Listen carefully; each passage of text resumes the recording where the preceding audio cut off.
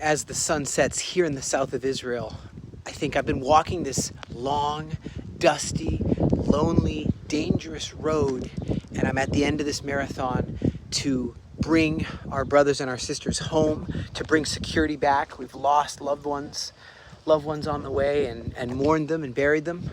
We have the United States President announcing, along with Netanyahu, a peace plan, the greatest peace plan the world has seen in 3,000 years, he says, and that Gaza will be de-radicalized, and a terror-free zone that does not pose a threat to its neighbors, and that Gaza will be redeveloped for the benefit of the people of Gaza, he says, who have suffered. He says, bring them home now. And if Hamas agrees to this, the war will immediately end, and essentially there's going to be a withdrawal of our guys. And,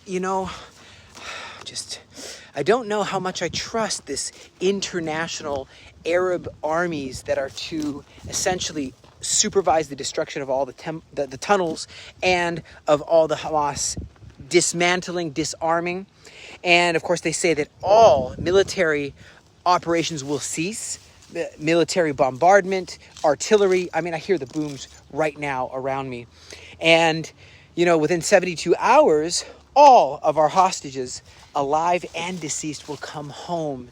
In Hebrew, habaita, come home for decent burial, some of them. And of course, we have to release murderers with blood on their hands. And of course, I think it's 250 life sentence prisoners, murderers, that says habaita, home. That's what we want for our brothers, our sisters, our sons, our daughters that are being held by these diabolical, murderous people. And so for every one deceased Jewish person, 15 deceased Gazans will be released. And so once all the hostages are returned, Hamas members will commit to peaceful coexistence. It's like, is this for real? Is this really going to happen? And members of Hamas who want safe passage out will be able to go out to any country that will receive them.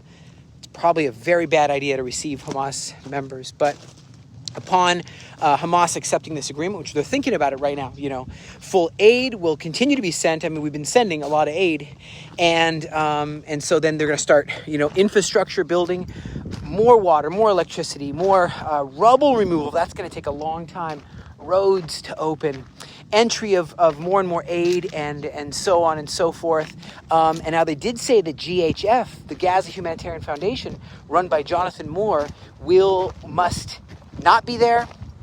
I don't understand why that would be. They're doing such a great job. I just now was able to see some of how good they actually do, how much aid is distributed there. And as the sun goes down in the south of Israel, I can't wait for the rains not because I want to get rained on, but to see the green grass return to this arid Middle East. Gaza will be governed, they say, under a temporary transitional government, like, an apolitical Palestinian committee, they say.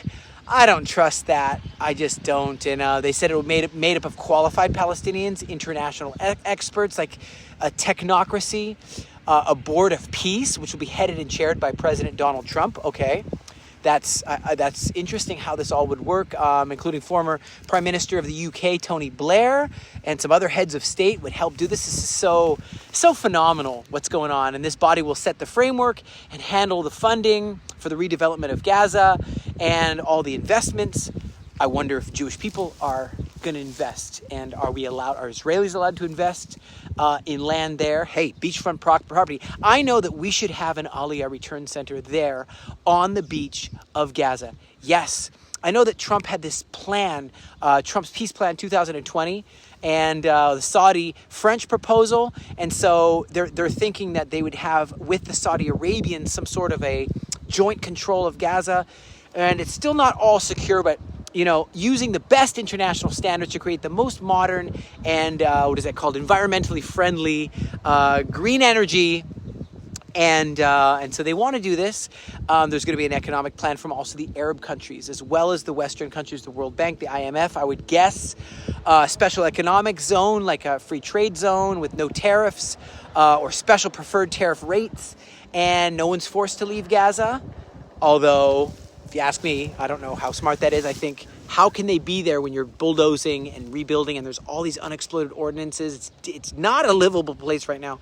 But people are encouraged to leave while a better Gaza is built, and those who want to be disarmed and dwell in peace can return, and forever disarmed, no weapons ever. I mean, I want to believe that this can really be true. Hamas and other factions agree to not have any role in the governance. That's what they'd have to do. All military, all terror, all offensive weapons, infrastructure, tunnels must all be destroyed and not rebuilt. So am I going to have to continue doing that or not? I'd like to know that. That'd be wonderful to know. Process of demilitarization. It's very interesting to see what's going on.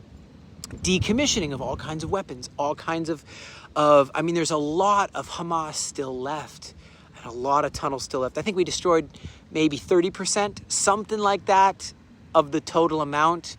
We still don't know where they all are, and we still don't know where all the hostages are, but we're closing in. We're right there where we're about to achieve victory, and it's like they know that. It's a little frustrating. We've done this so slow, so carefully to remove as much as possible every Gazan that's not a Hamas member from harm's way. It takes a lot of work and a lot of time, 2 years almost. The United States will work with Arab and international partners to establish a international stabilization force made up of Jordanians, Palestinian police.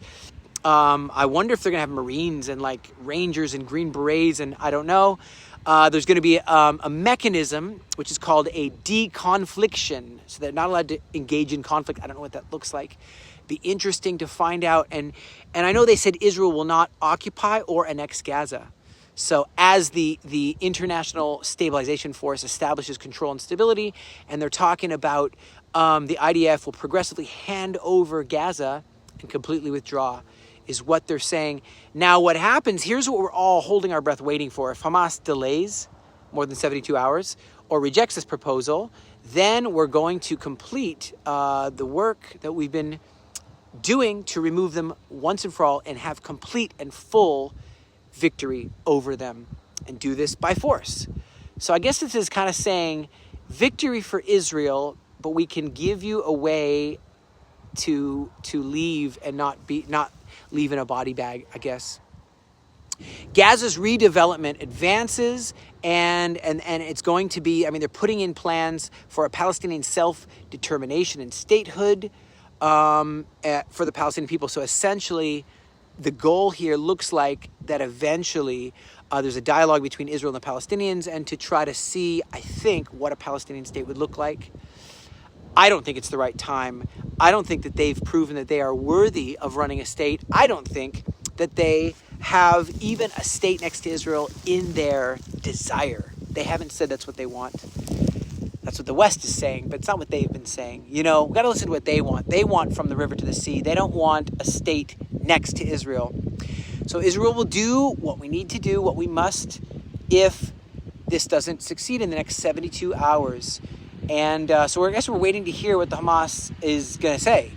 I'm really glad to say that Trump believes that the Palestinians in general will not have an authority role in Gaza. And I think we can believe him when he says that. And we can believe that he will not allow for any funny business. I don't want anyone to be tricked on any side. We've gotten tricked. We've been misused, we feel. We feel we've given up our security to appease the international community. When they think that this will bring peace, they just don't know that if someone's a jihadist, they want to control the world. They want to defeat the West. They want to kill the Christians and the Jews. They don't want to dwell in peace next to Jews or next to anyone. They want to dominate. So that's something I feel the West doesn't really understand. I know our Prime Minister apologized to Qatar, the Emir of Qatar, and said we're not going to strike on their soil again.